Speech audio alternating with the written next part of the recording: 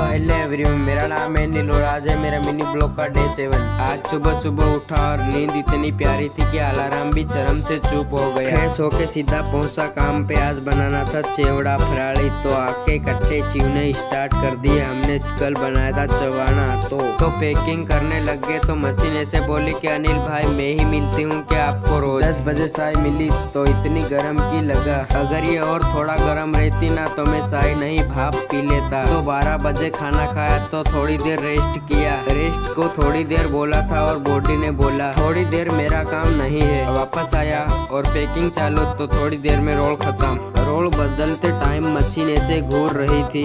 दिल तोड़ दिया अनिल, आज जल्दी छुट्टी की उम्मीद थी। शाम 6 बजे मशीन चाप की और नहा लिया और निकल गए बाजार घूमने के लिए। भाई इतनी तो ज्यादा रोड में ट्रैफिक है, इतनी तो मेरी सेटिंग के दिल में ट्रैफिक नहीं है। तो हम पहुंच गए दुकान पे, तो हमने मंगा लिए नूडल्स। तो आज के लिए तो इतना ही। तो मिलते हैं अगले मिनी ब्लॉग में। तो गुड बाय।